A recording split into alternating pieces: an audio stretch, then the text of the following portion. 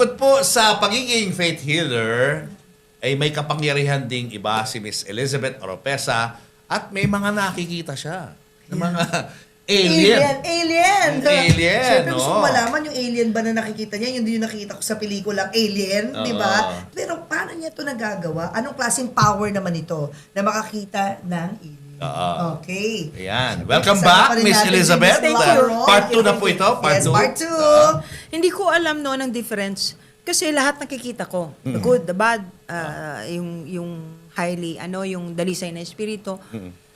One time sumama ako doon sa meditation ni Manay Joby Lozano para sa Laguna.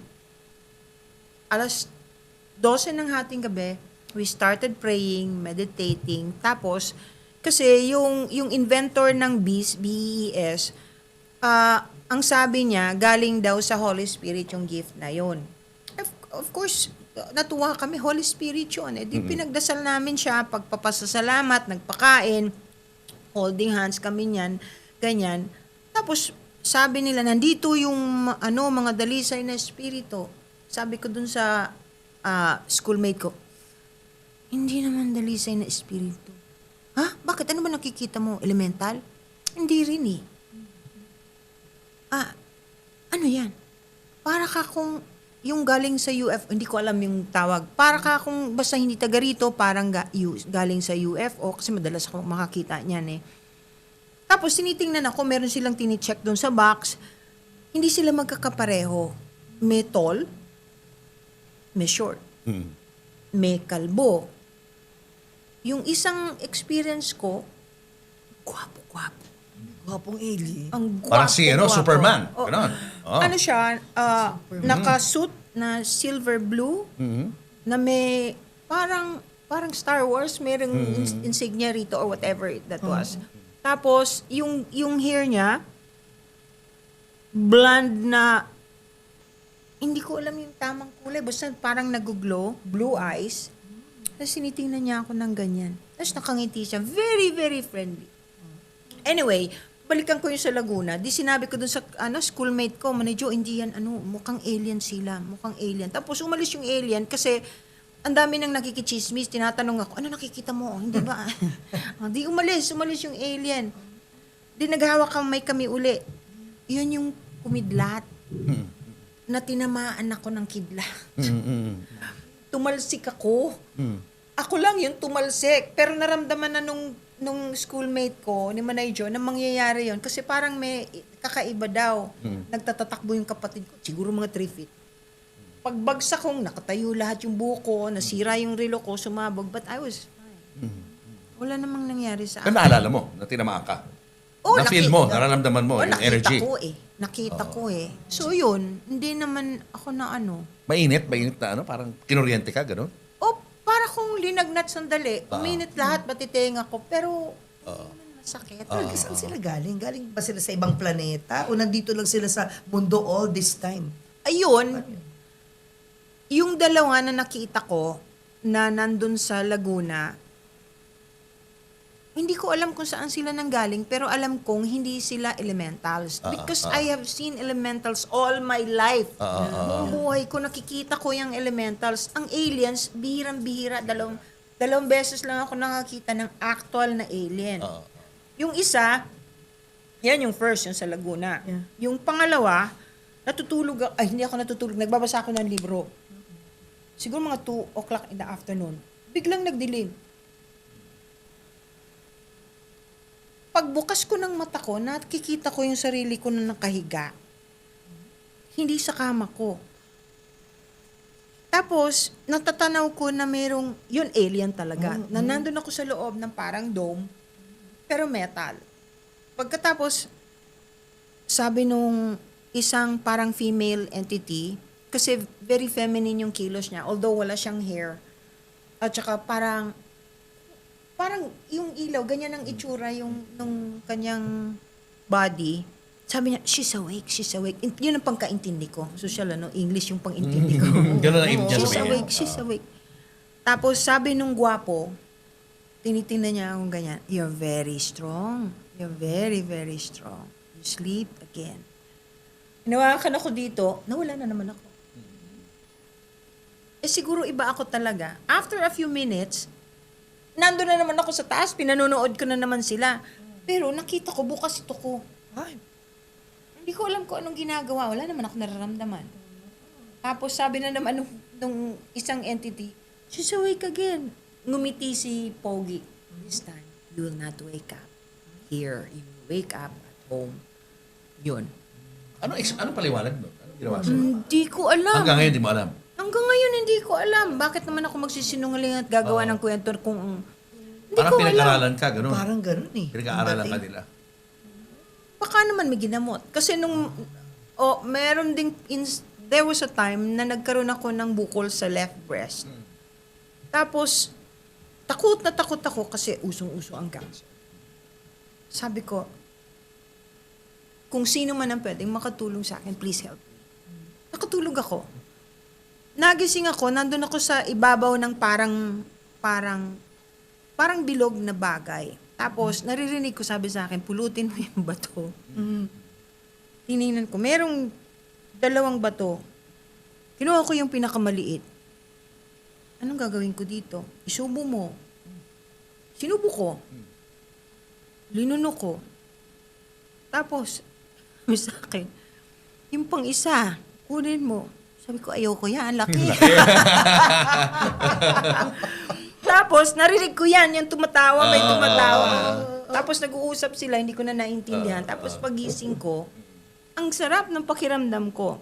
I went to the doctor after a couple of days. Wala na yung bukol. Yun, yung mga bagay na ganyan. Ang hirap ikwento, di ba? Kayo lang ang pwede kong kwentuhan Paano mo yan. sinasagot yung okay, since you're comfortable with us talking about that, paano mo sinasagot yung mga opinion ng iba? Sabihin nila, ay, nasira ng ulo niyan, Elizabeth. Oo, iba na yan kung nakaka-hallucinate na yan, kung ano mga nakikita. Nauunawaan ko sila. Hindi naman lahat ng tao ay mataas ang soul evolution. So, hindi lahat ng tao makakaintindi o gugustuhin intindihin. Pero kung gusto nilang matuto, ang simple lang naman, ngayon pwede ka nang mag-research eh. Kahit na si US President Trump talked about it. Yeah? Yeah, he Si said, Obama, di ba? Sinabi niya, Obama also, meron daw, di ba? Meron, but he never saw it. But Trump wanted to divulge everything, to tell, pero he was stopped. Anong ibig sabihin nun? Di, totoo. Baka alien si Trump. Well, but I don't know, no? Pero ano siya? Yun ang i-reveal niya. Oo. Hindi, meron sa kanyang, meron kasing nagpapatakbo yata dito sa earth natin na mga powerful people or human beings who would dictate even the president the things. And I can understand. Ako, yung personal kong opinion, because of what they told me also, hindi lahat ng tao ay mauunawaan. Oo. Hindi lahat ng sikreto ng langit kayang mag-grasp. Hindi kaya. Saka bata ka pa lang, di ba? Ang dami na hindi nakakaunawa. Kaya nga tawag sa'yo weird, di ba? Oo. Some people are just special. In- Diba? Like her. Oo. May special skills, talents, gifted nga eh. Papa, may tatanong na Sige, ako. go ahead. Sige. Tita Uro, tatanong ko na to. Totoo ba na sabi niya sa akin, kwento niya sa akin, sabi mo raw sa kanya, alien siya. Si Oo. Julius. Yes. Pero Superman alien. Yeah. Gwapong alien. Yeah. Bakit? O daw yung blood. Bakit pa nasabing alien si Papu? Kasi yung pinanggalingan niya, super beings, hindi ordinaryo. Wow. Ash, tita. Ay, oo nga. Bakit palagay mo siya ganyan? At saka kahit anong gawin dyan, hindi yan, Matitigalgal, matutumba, he will never fall. No matter what they do, no matter who does it, no matter what happens, he will be able to. I make love with an alien. Alak? Ay, yung title mo, nako. mama. I make love with an alien. Sana all. Siya ba alien din? Alien Oh din ba my siya? gosh! But you knew each other before. Oo, twice na kayo, you were married. Oh, sabi, yun ang alam ko. Kaya feeling ko soulmate ko siya eh. Parang nagkita na kami in the past. Tsaka may, alam mo, naginip ako minsan wartime. Nandun kaming dalawa. Yes. Weird, di ba? Mga 3 beses. Kaya ito ko na sa'yo yan eh. Ano? Baka feeling ko, di ba? Yun. But how do you know na alien ako? Parang ano nakikita mo sa akin? kasi yung nakikita ko naman, Si Papa. unang-una, yung aura mo is different from a normal human being. Number 2, yung energy mo is different from a normal human being. I see everyone's aura pagdating dyan, but I never talk about it unless I'm asked. Pero, ang nakakatawa sa'yo, you volunteered to come over. Tapos nahirapan ka mag-adjust. Hindi ka acclimated. But this is also, I think, your third time here. Hanggang ngayon. On Earth, you mean? Oo. Third time on Earth? Oo, on Earth. Third time. Kasi, ang reincarnation hindi lang naman dito sa Earth. Meron din, Amazing. meron din sa iba. But me, I'm just an ordinary being, no? No, you're I'm- not ordinary also. Am I also an Yun ang alien? reason why you were together. Because Because you were part of his life in in another... the past. Ano in year to another nung place. I nag-pass don't know namin? the year. Hindi mo na alam. Oh, pag nag-regression, I always ask them. Pero dito yan sa Earth. Sa o Earth. sa ibang planeta. Hindi, sa ibang planeta. Sa ibang planeta. Siya lang siya. Hindi, Hindi, kayong tayong dalawa. dalawa. Ang kulit mo eh. Kayong dalawa. Ayaw mo yata eh. Oo. Sa kabilang planeta na ako. Ha? Pero nagkikilabot ako, ma'am. Pero yun ang ano yun. Pero I really believe in reincarnation. It's true. Do you know a lot about reincarnation?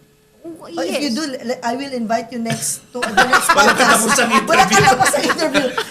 I know, I Uy, believe magandang in title ng vlog reincarnation. yun. Walang katapusang interview.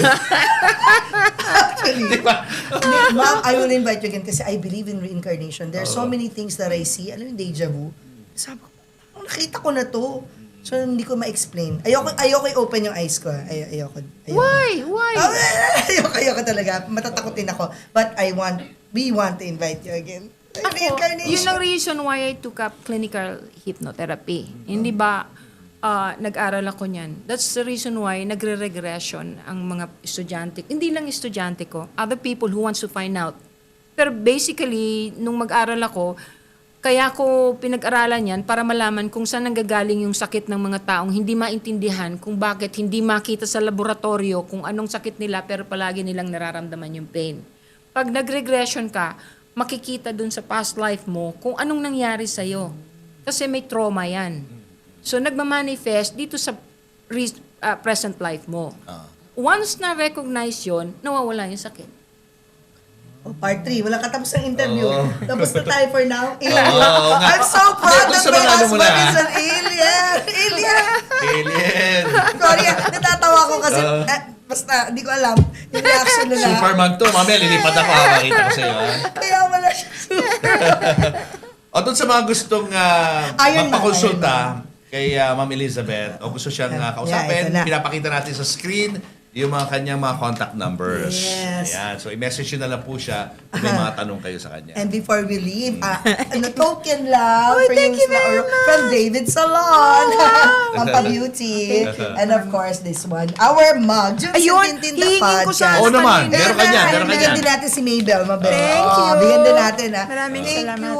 Sobra. Thank I you. love this day. Thank God you. bless thank your you. show. What an honor Thank na you. ma-interview What ka an namin. honor Isang talaga. icon ng industriya ng Philippine showbiz. Yes. Di ba? Oh my God. Elizabeth Oropesa. Oropesa. Salamat po. Thank you. Thank you. Thank you. Thank you. Thank you. Thank Thank you. you. Thank you.